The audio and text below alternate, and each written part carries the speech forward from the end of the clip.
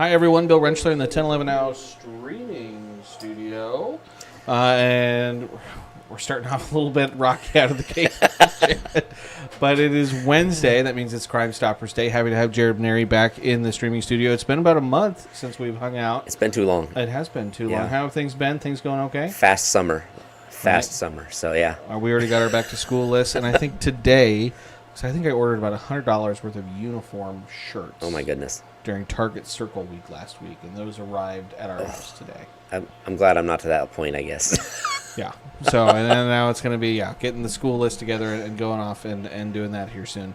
But even though we haven't spoken in a while, that does not mean that you haven't been busy and that police haven't been busy, and we got some crimes today that you guys need some help with. Yeah, it's been a busy month for sure. Of course, a lot of that for us has been some homicide stuff, but of course we're not talking about that today. We have some other cases that are a little less serious, but definitely worth talking about because I definitely want to get some people identified in these cases. So basically the first one we've got back in May. On May 12th, it was a Sunday, at Holmes Lake Park. We had several vehicles that were broken into. I believe there was about a total of 8 of those vehicles. They broke in the windows. They stole credit cards, checks from some of the vehicles there. And one of those cases, we had a black male that tried to use one of those stolen credit cards at Walmart at 8700 Andermatt, and that was on the same day, May 12th. So this black male came in, was using those cards, so we're going to throw those out there just to see if anybody maybe knows who he is. Obviously, not the best images, but they're okay. I mean, he's wearing the mask that really covers up a lot. Exactly. So. That helps hide him quite a bit. But I think with the hair and the glasses, somebody's going to recognize this male. Coincidentally, just recently now, this would be back on July 1st, Monday, we had Pinnacle Bank reported that they had a female that came in and she tried to cash some of the checks that were originally stolen from Holmes Lake. Was that four months ago? Yeah. So you can tell she's a little bit nervous here when she's doing it. A little fidgety. Yeah, quite a bit fidgety. So obviously she knows she's probably doing something wrong. Just from the way she's moving, it just seems like she's kind of nervous. So we would like to definitely find out who she is, how she's related to this, because the checks she was using were obviously those ones stolen from the vehicles out at Holmes Lake back in May. So we just really want to kind of maybe get these two identified, see how they're involved or if they're involved, and kind of go from there. And really good video in this case. Great video. The picture of the gentleman, it was okay, but again, with the mask, can't really see his face. But this is great video of this lady, and this was the Pinnacle Bank over on 61st and Havelock. Yeah, that's not the one to go rob, because there's a long-standing thing with us that some of the worst cameras in town have sometimes always been a bank. So I'm glad to see banks are upgrading. So that was good. We're really happy to see some excellent cameras out at that bank, and even the Walmart one was pretty good. It's a little dark, but just good images of these two people. And so this, between the break-in and the checks, I know this has all added up to be a pretty big dollar amount. Significant. With this. We're looking at over $13,000 in loss and damage in this case. Ooh, okay. So it's definitely felony levels for both of them if they are found guilty on this. And this, we talk a lot of times, the crimes we talk about here necessarily aren't, they're not the homicides and things like that, right. But they're the small crimes that really kind of snowball into another crime, and that definitely seemes like this is a good example. This is a huge snowball, yes. It started out as just maybe someone breaking into a couple of cars, and then obviously the stuff they got out of those cars, they're now using them for much larger frauds. So it's just getting bigger and bigger as they go on. And obviously here we are 4 months later, still growing on these cases.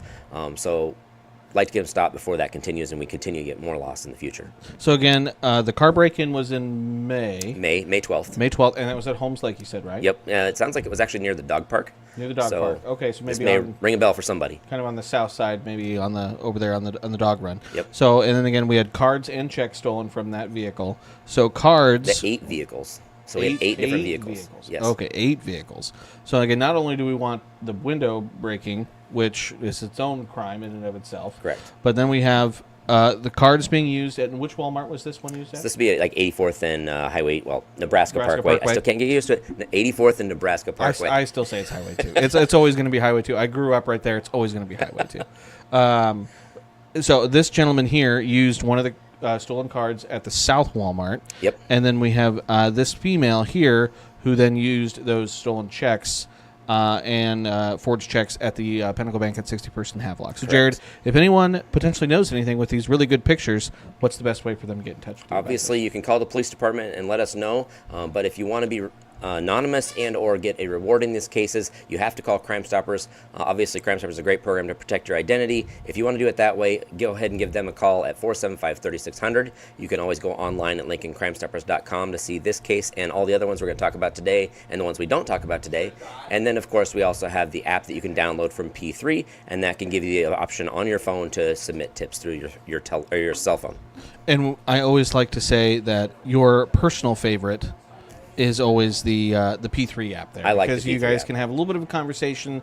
You know, sometimes someone can give a really good tip, but there's just one more little follow-up question you want some clarification on. Right, and you can do that through the P3 app. So obviously with that, you can send in a tip, and what you're explaining is basically we can communicate with you through kind of like a text message through the app. And the nice thing about that text message going through the app is we still can't track you. I know it sounds kind of weird that we can talk to you and you would think that maybe we can track you, but all that is scrubbed through the system. So it allows us to send you a message, but we won't ever know who we're sending that message to. And that's that's the great part about this segment. This is something Becky can necessarily talk about and go in length on when she comes on the morning show and all the other media outlets around town.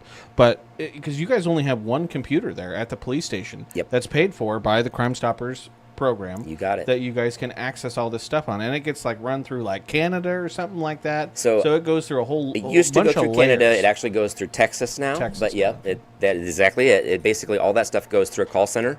And as it goes through the call center, they enter it into basically P3, or if you're using online, it goes straight to the P3, doesn't go through that call center.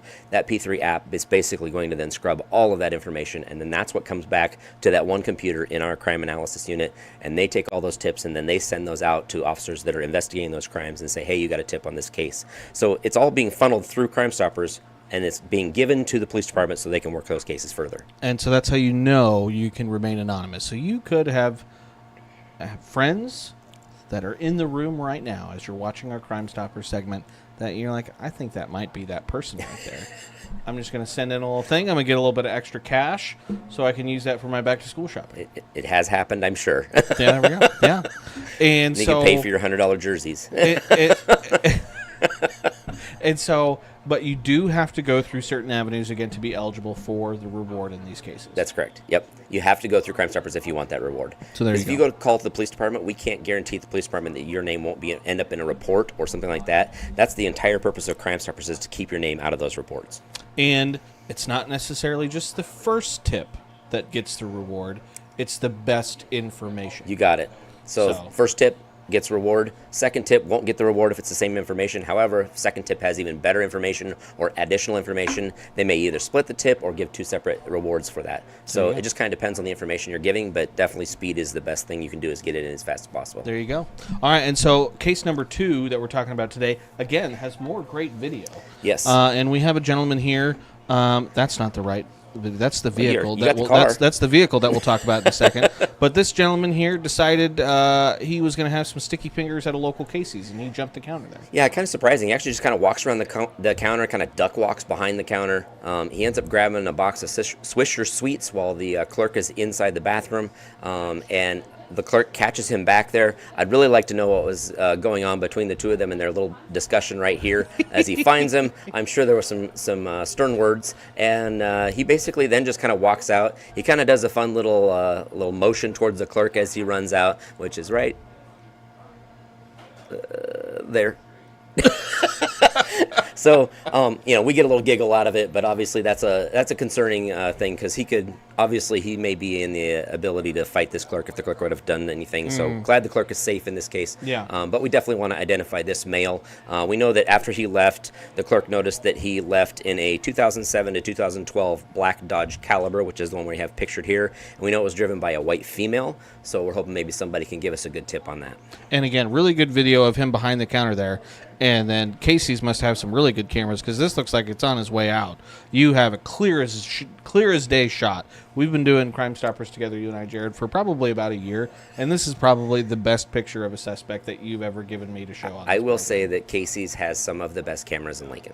There you go. The Casey stores are fantastic. And So- actually, I know the guy that installs those. He actually works in law enforcement in a different city. And right. he works for that company just as a installer. And being from law enforcement, he knows what we're looking for. And this is testament to it, man. These great pictures are just great. Yeah, yeah, 100%. And I mean, you know, I think all of us have seen as you walk out of the gas stations, they have the measurements on there, and it's for reasons like this. You can look at, and so you can be like, all right, that guy's about 6 foot, and this just a perfect shot of this guy's face. So again, we know white male, brown hair. He's got a full beard there. I would also add, those are some pretty distinctive eyebrows on him too. Those are some pretty full eyebrows. Yeah, I'll give you that. Yeah. So thankfully, again, no one was hurt, and he only made off with some Swisher Sweets there. Yep. So not a high value necessarily. And we don't know what his intent was. Maybe he was going to get some more, and the clerk interrupted him. Yeah. But maybe he just really likes Swisher Sweets, and that was his goal. I don't know. They are delicious. So, I mean, I won't fault him there. And so again, probably looking at a misdemeanor, sort of burglary charge in this case. It's probably just a theft, like a shoplift, basically in this case. If he would have actually maybe assaulted the clerk, we might have been looking at a robbery or something. But since he only stole that, it's probably just going to go under the shoplift or theft category. So doesn't get like a battery. That's not a robbery yet. He's not to that level yet. and again, we already mentioned it. But again, if you know who this individual is, you have an idea, you think you might know, again, give Jared a call, 402-441-6000 to speak with an officer. Make an anonymous tip, 475-3600. And again, like we mentioned, to be eligible for that reward, you have to go through Crime Stoppers, so LincolnCrimeStoppers.com, or that P3 app works as well. Those are all great ways to, again, leave those tips. So again, hopefully, Jared, again, great video and great pictures, really, in all the cases that we talked about today. So hopefully we're going to get some tips on these. Yeah, we're really hoping so. How's our clearance rate been so far this year? Have you looked at the numbers? I haven't looked at it too much this year, but I would say we're probably on par for last year. It wouldn't surprise me if we're going to get around that 35-40% minimum. So we're looking pretty good. And that's for reference, again, that's way higher than it's extremely high. Yeah, so if you get a 20% clearance rate in law enforcement, that's considered a very high rate. Obviously, with having pictures, that benefits you over like all cases a police department does. But still, last year we did over 50%, and that's a stellar rate right there. That's bonkers. That's good. That's bonkers numbers. All right, we're going to end on fun stuff here, Jared. Yes. Because coming up here in just a couple weeks now, very close. 2 weeks. 2.5. 2.5 weeks. 2.5. Friday, August 2nd, Zoo Done It. I kind of cut off the edges a little bit here, so I'm going to punch it up full screen. But again, Zoo Done It coming up at the Lincoln Children's Zoo. And I'm assuming we still have some tickets that are available. Yep, we still have tickets available. We actually expanded it so we can grow even bigger this year. So we're hoping we sell even more tickets this year than we did last year. Awesome. So QR code to purchase tickets listed right there on your screen. Again, give people a quick run through what they can expect if they're going to this fundraiser. So if you think you're really good at solving those crime podcasts, we're going to kind of put you to the limit here, see if you can actually do it. We give you a case. You're going to have a case when you go out to the zoo. Something's going to happen while you're there, and you are going to be giving clues as to what you need to do as you go through the zoo. As you wander through the zoo, there are going to be stations of food from Parthenon Venue, Valentino's, Colby Ridge. All those donated their food for this event. So as you wander around, there's free food available to you. We will also have alcoholic, non-alcoholic, and some basic beer wines packages that are all free involved with that package that you purchase.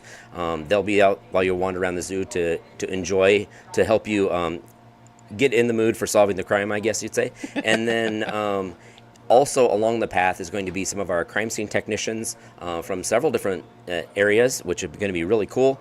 You basically get to see how we really do it, as opposed to, say, CSI TV shows that I'm notorious for ruining my friends' favorite CSI TV shows. Yep, I sit there and I'm like, I can't watch this. This is not how it works. And they're always blown away when I tell them how it really works. So here's your chance to find out how it really works. And you'll get to actually talk to some of these crime scene techs, see how we do each little piece. They're going to give you kind of a little bit of a clue at each table as you go through. And by the end, hopefully, you'll be able to solve that case with all the clues you get. We'll see how good you are. This is not super easy. I wouldn't say it's super hard, but it's definitely going to take some mind power. So make sure you bring some friends so you can all kind of work together and collaborate. So maybe hold off on some of the adult beverages towards the very end. That's how we keep people from drinking just a little too much. Yeah, right? so that way the thought processing power is still functioning at 100%. Last year, wasn't it that the Peacock was So last year it was there happened to have been a break-in at the peacock zoo that was missing from the zoo. They found out, and it was actually a break-in that somebody had stolen money from the register, and you had to figure out who it was. And in the end, it was a guy that broke into the zoo and thought the peacock was a witness and needed to take it with him. So yes, there's humor, there's comedy. It is a very fun event. So we really hope that people support this, because it does completely support this Crime Stoppers program. This is how we fund all the stuff that we have to do in the background, all the things we pay for, like we talked about earlier, the computer programs, all of the call centers. That's how we pay for all that stuff. That's how we pay for training for a lot of us to continue to do better within this program. That's actually where the idea of Zoodonit came from, was from one of our conferences that we go to. And so we're really hoping that Lincoln will show up, support this program, and just have a great night. I will say that tickets, if you're interested, they're $75 if you buy them on your own, but if you buy multiples, it's $70 a person. And so we're really hoping that you bring lots of friends. And that includes the food and the beverages.